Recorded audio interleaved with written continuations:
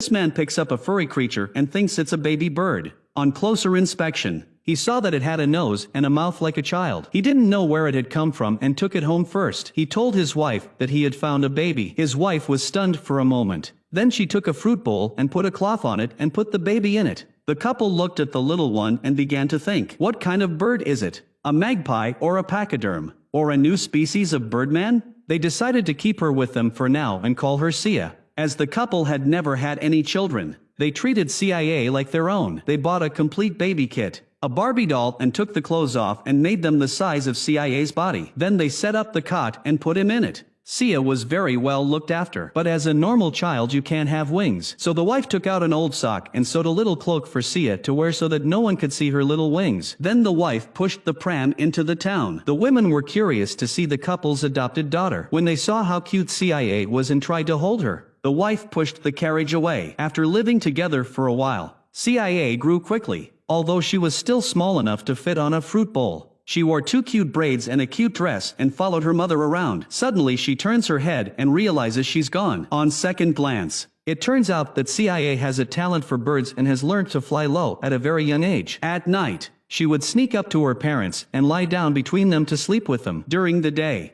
CIA would compete with the chicks to see who had the bigger wings. This day, when she saw her dad approaching, CIA said, "Beep, beep."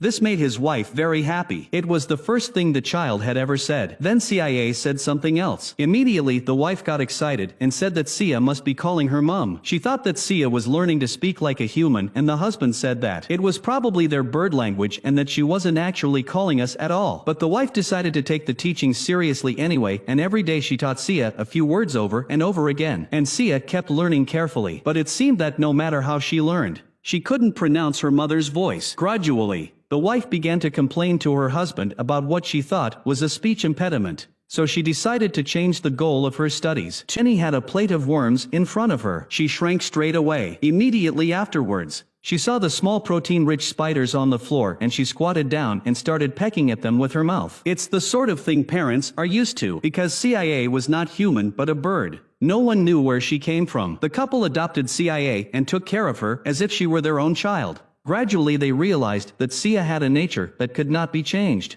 She can't talk and she likes to eat bugs. She is taught to use a knife and fork with her feet and can't learn to do it at all. The only thing she might have been able to do was fly. She always liked to look out of the window and try to feel the world. But her mother was always worried about how she would get on with her life if she left with only her wings. Her father said that her wings would allow her to do things at height that others could not do, so there was no need to worry. And when CIA is older, her wife will take her out on the streets alone. At the moment, CIA and her mother are sitting in the restaurant in their cloaks, like a normal mother and daughter. At that moment, a hunter with his prey of geese passes by the mother and daughter. Afraid that Sia might be frightened, the wife rushed her to the bathroom so she could hide for a while. But when the wife was ready to collect Sia, she found only a pair of shoes left in the toilet. Sia had flown away from the window. The wife kept calling out to CIA, but she refused to stop. Desperate to be free, after flying for some distance, Sia finally fell out of the sky and landed on a mattress.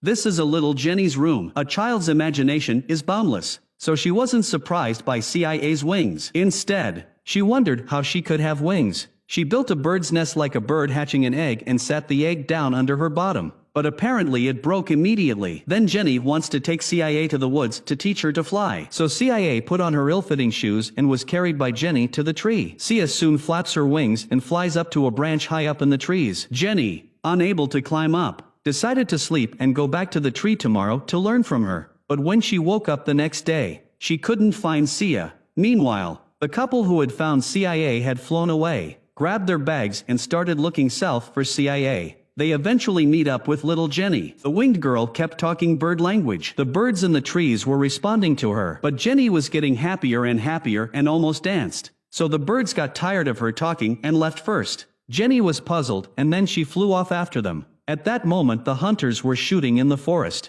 A few people were shocked and they were afraid that the hunter would kill the one they were looking for. So they looked everywhere. Jenny saw a blue cloak fly into the well. She thought it was CIA and went after her. Then Jenny followed the rope to the bottom of the well. She kept feeling around but saw nothing, so it didn't look like CIA was here. But when she climbed out of the well, she was cold and dirty. so they had to stay at the hotel for the time being. It was raining heavily outside and the couple were worried if CIA had gotten out of the rain in time, and CIA sat dumbly on the ground, soaked to the skin. At the end of the night she sneaks under the bed in the hotel and is discovered by little Jenny. She scolded CIA for sneaking away as a friend. She had to say goodbye next time. Jenny then noticed that CIA was cold and would catch a cold, so Jenny tucked her in and sang her a song to put her to bed. By the next morning, Jenny told the couple that they had found CIA. When they arrived to see the baby, they were delighted that CIA had flown out of the window again. Sia must not have gone far, so they packed their bags again and left the hotel to look for her. They climbed the trees and crossed the river but found nothing,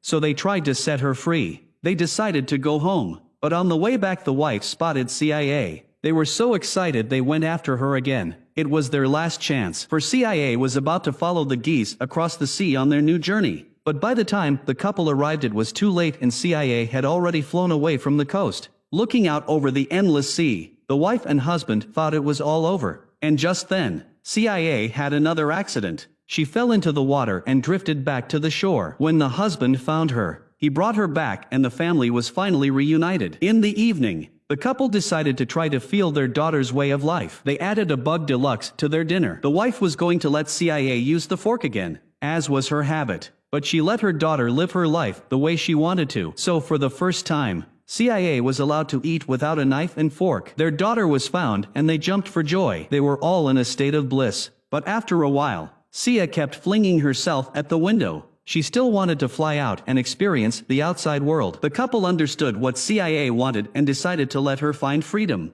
They took the baby to the hillside and told her to go ahead. Sia smiled and said goodbye to her parents. Then she flapped her wings and flew further and further away, with her parents watching behind her. They knew that Sia would have to grow up and face the future on her own. Parental love is undoubtedly great, but sometimes too much protection can be a burden to a child. Each child is unique in his or her own way. Just as Sia's wings seemed useless and she was even looked at differently for being different. But she has something that all children dream of but cannot do. So true love is learning to let go. Letting children fly in their own little world.